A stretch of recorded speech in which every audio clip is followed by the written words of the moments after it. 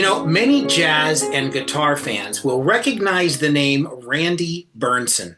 He is a renowned composer and performer in the world of jazz and fusion and has recorded and performed with people like Herbie Hancock, Peter Erskine, Wayne Shorter, Michael Brecker, Jaco Pastorius, Joe Zawinul, and many, many more. Known for his melodic tunes and soaring guitar solos, he's a favorite in South Florida, where he's lived for decades, as well as Asia and Europe and beyond. But his guitar solos aren't the only thing that soar.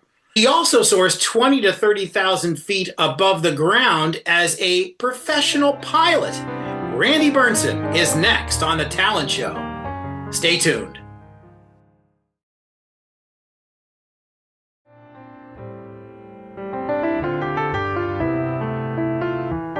Back on The Talent Show, my name's Tom Alexander, and my guest is Randy Bernsen, guitarist, composer, and pilot.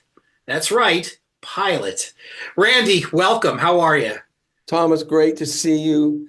Pleasure to be here. But 2025, how could it get more exciting than that? That's what I want to know. I'm telling you, can you believe it? 2025 was like stuff you'd see in science fiction movies when we were kids, right? Did you ever think we'd make it? Did you ever think we'd make it? Crazy. It's crazy. But here we are in 2025. Randy, first, for the folks who may not know your music, how long have you been playing and composing professionally?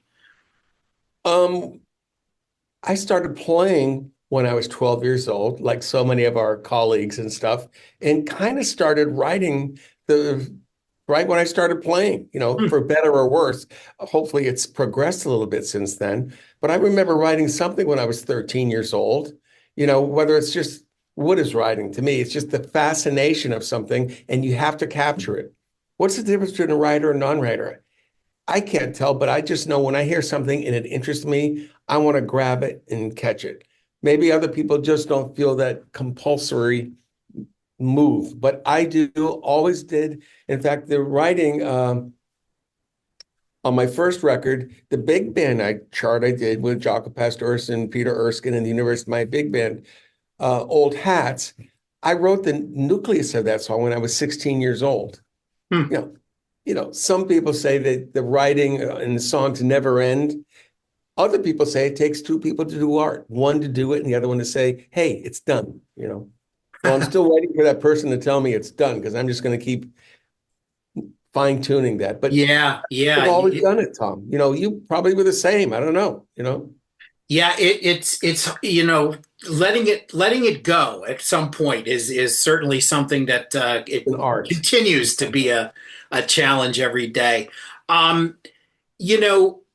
I'm fascinated by the dual career because here you are, you've recorded music and performed music live with all these folks, people that I mentioned in the open, legendary jazz musicians, and all kinds of folks that have, I'm sure, been an inspiration to you and vice versa. You've inspired them with your playing. But then the flip side of the coin is flying. First of all, what got you into flying, and what was the one thing that said, it's like, what, I'm gonna just put the guitar down for a few minutes and and learn how to fly. When did that happen? Well, that is a great question, and here's my stock answer on that. But you made me think about a little something different. First of all, number one, I never put the guitar down. You know what I mean?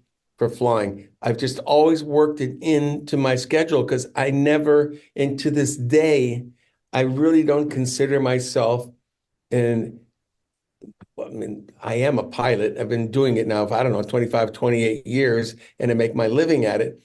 But I look at life through the lens of a creator, as a musician. Oh, yeah. So when we talk about pilot, I'm kind of going, yeah, that's right. I am a pilot. Gosh, yeah, forgot. But going back to the question is probably me, like every other kid at some point, thought that airplanes were cool. And wow, that's kind of neat. So I think that seed is behind everyone. When does that seed get watered? How does it get watered? And that's the way life is different for everybody. And the fruit comes out at different times. Um, I remember in my 20s taking that fascination, just the next step more, and getting a little ancient flight simulator. And I would be up to all hours of the day. After a gig at 2 a.m., I'd be on that Mac. You remember those old Macs?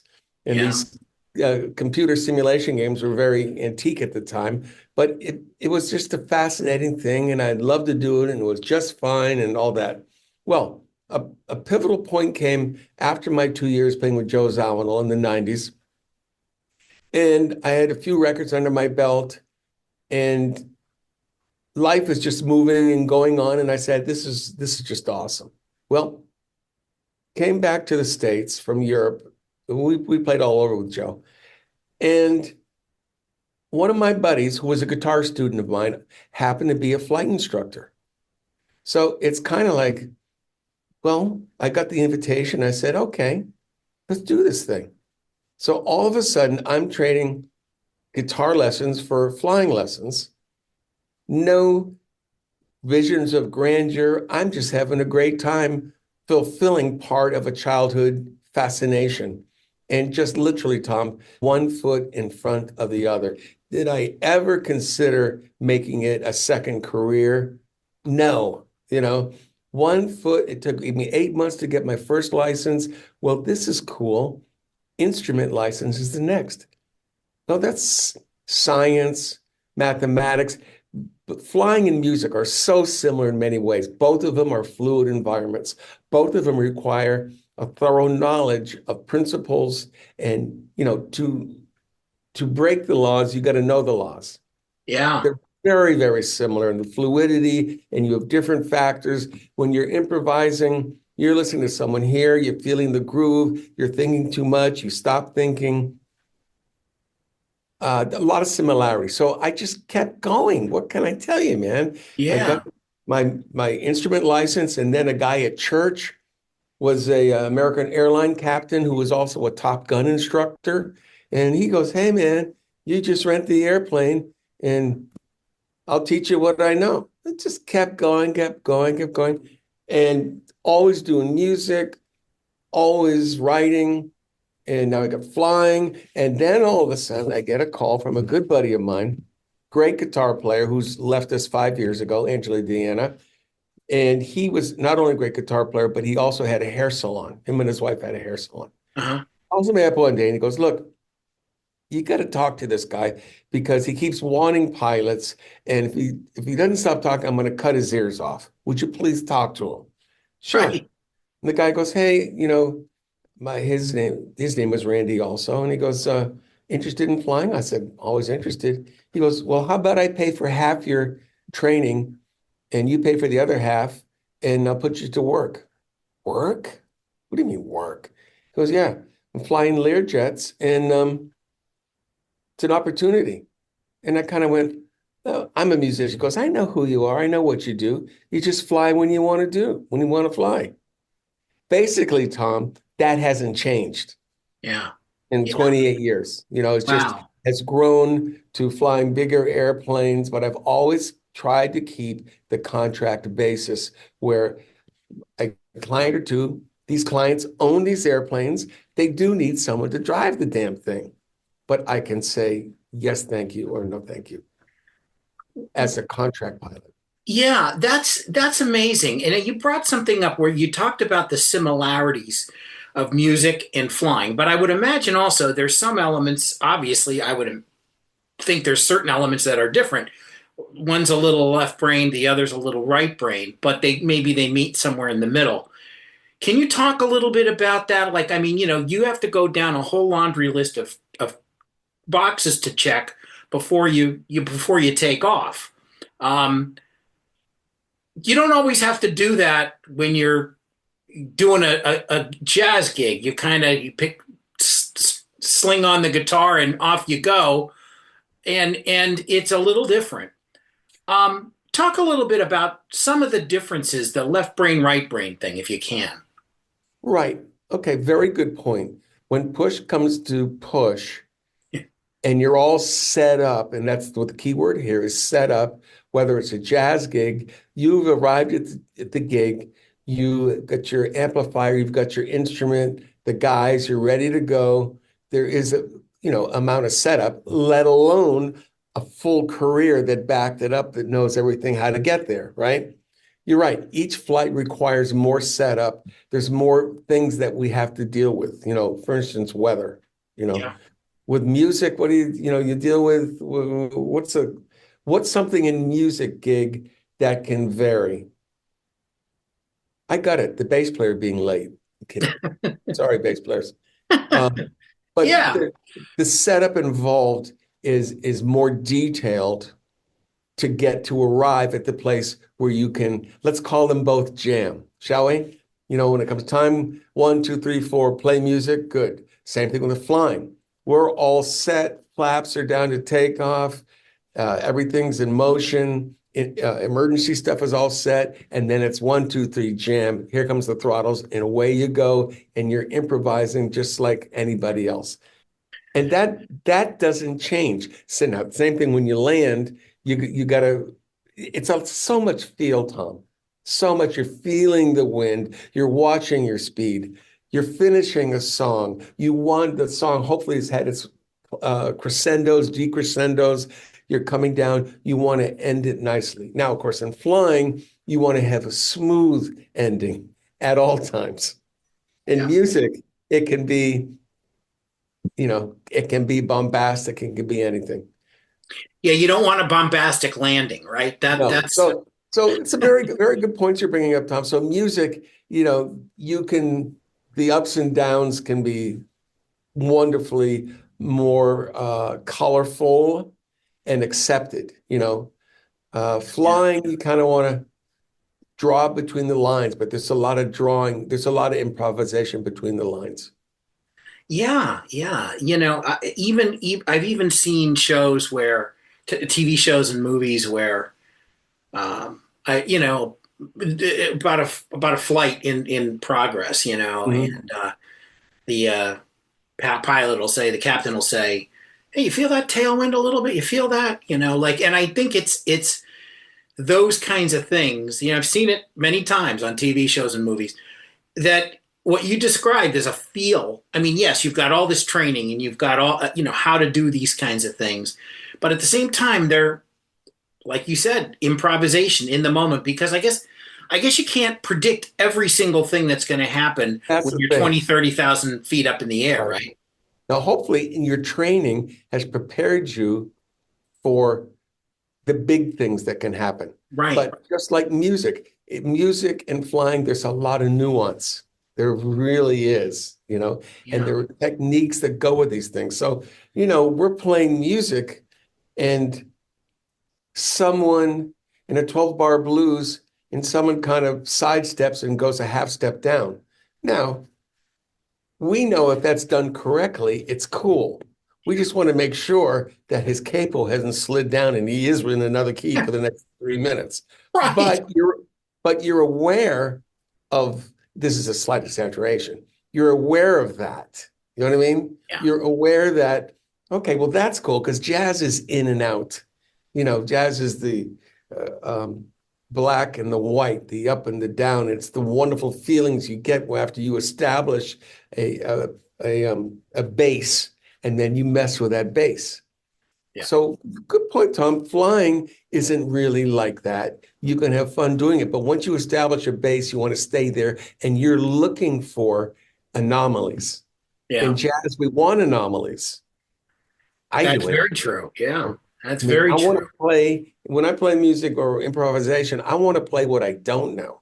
You know what I mean, Yeah. I want to play what I don't know. When I'm flying, I always kind of want to know what's going on. I want to know the nuances and I say, well, that looks like a fire on that right wing. Let me watch that a little closer there Yeah. and know how to deal with it. Well, yeah, that's for sure. And as a passenger, it's good to know that you're keenly aware of everything going on with the plane itself and the weather and everything around it.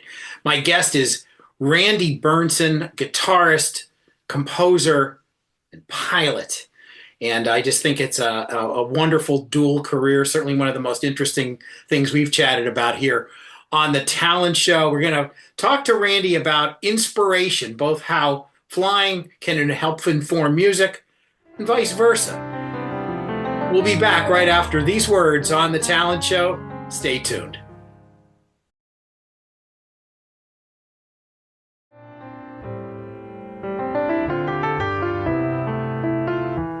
This is the Talent Show. My name's Tom Alexander. We're back with Randy Bernsen. Randy, of course, a great, just a wonderful musician, guitarist, composer who's played with many, many great jazz stars. I should say he himself has released multiple albums. Got to be about 9, 10 albums by now, Randy, or more.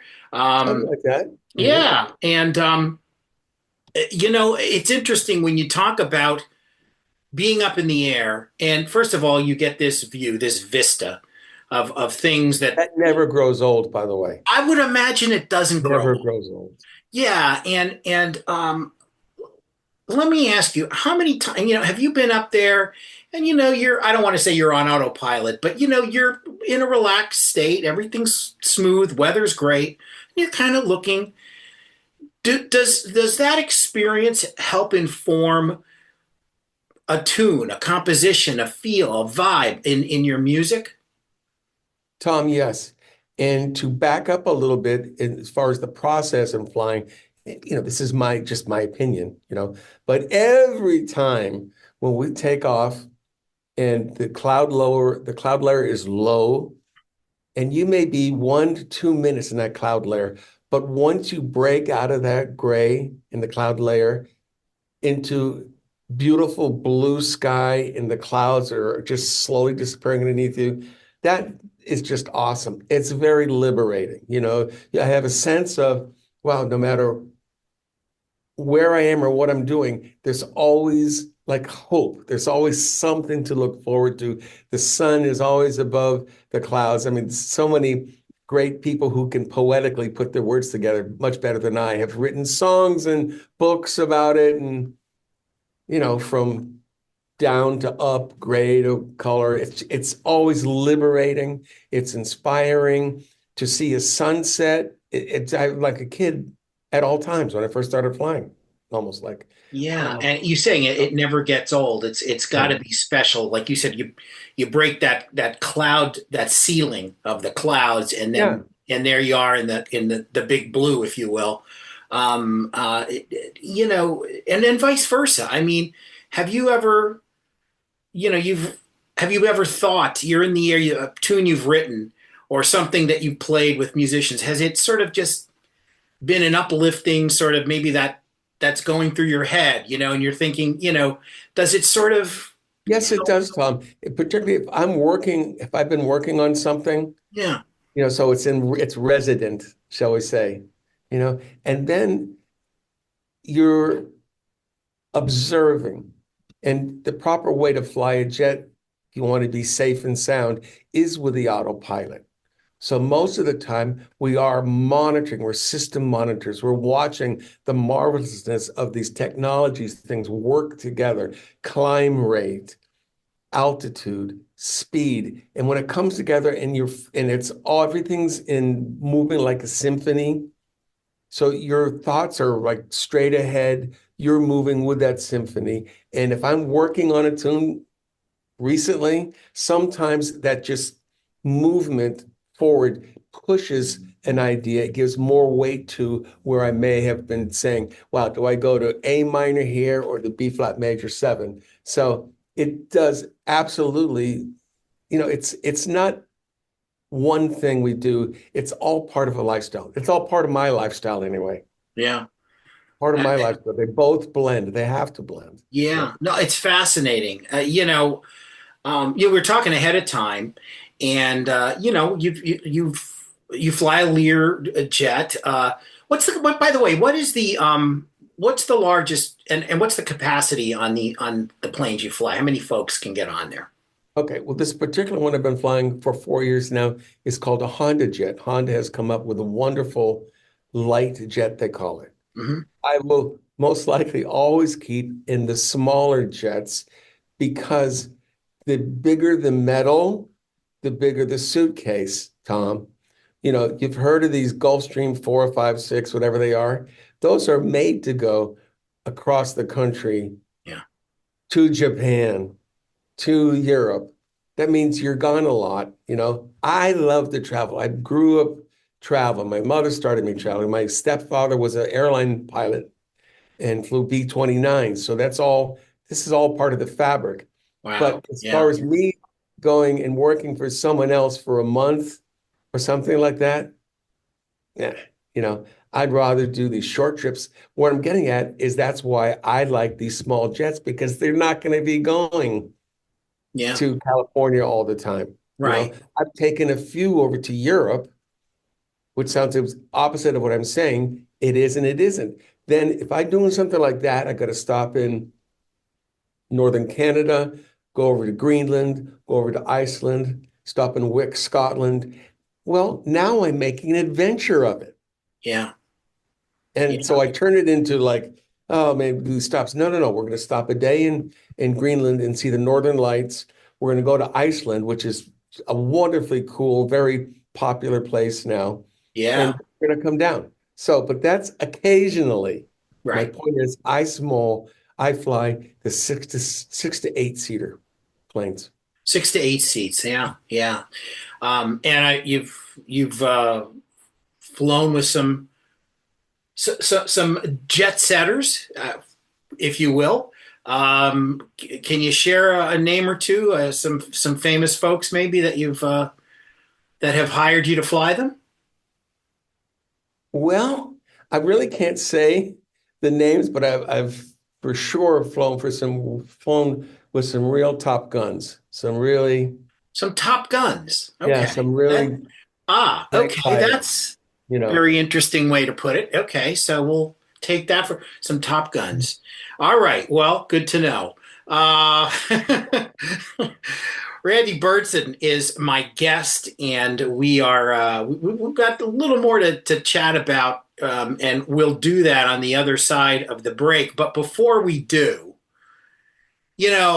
Randy, we've been hearing for the last, I don't know, month and a half, 2 months about all these UAP, UFO, you name it, New Jersey, the skies, people seeing all kinds of stuff up there. In all the time you've been flying, have you ever encountered anything that you're just like, gee, what the heck was that? I never saw one of those before. Great question. Tom, 2 months ago, I'm in Europe, flying back to London, and the sky's really dark. And I'm looking around for anything and everything, and I see a wonderful shooting star go by. For sure, it was a shooting star. Yeah. Now, so I've never seen anything in 28 plus years of flying. My stepfather, who I mentioned, flew for Eastern Airlines and flew in World War II. 30,000 hours of flying, never saw anything either. Hmm. Do I sense some validity here in this whole thing going on? Of course I do. You know what I mean? Of course, we could go on and on with that. Is it, are they re-engineering stuff? I think that's very possible. I think we've had stuff that does all this kind of crazy stuff for years, actually. Yeah, a little top secret action happening. Why is it coming out now? Well, I don't know. Why is the sky blue? But there's just too many things people have seen and that, and Yeah.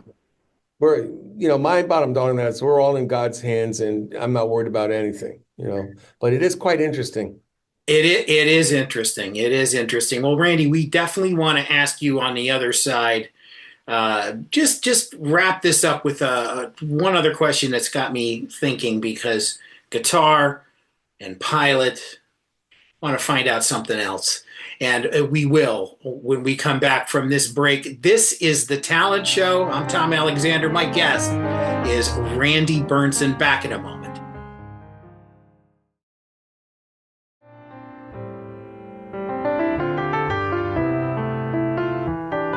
Wrapping things up now on The Talent Show. My guest is Randy Bernsen. Randy, a great guitarist and composer, as well as a commercial pilot. And Randy, those two things seem like to the average, to us humans here, our mortals here on Earth, that just seems pretty incredible, you know? But is there another thing that you do? Do you have another hidden talent that maybe you could share with us, or something that you would maybe something that you would have liked to have continued to do, but maybe there just wasn't the time? Um, that would be called barbecue, you know. Barbecue. I Okay. won't call myself a barbecue master, you know. But what's that's gosh, that's such an interesting question because I listen to all these different podcasts. I mean, from Joe Rogan to Sean, what's his name, to Peterson, to you name it. And there's Epstein, the guy. There are so many bright people. And I said, man, you know, could I have like gotten a better grasp on all that stuff? Honest to God, this is just last week, and I'm thinking, I've just dedicated my whole life to exploring the unattainable. The meaning music. I want to deal with the things you can't touch. I want to be touched by it. I want the spirit to touch me and create from that. But that has been my whole life. Instead of uh, being an expert on biblical archaeology or scientific, something like that. So it's kind of an interesting, I'm observing myself going, wow, why would you even feel like that?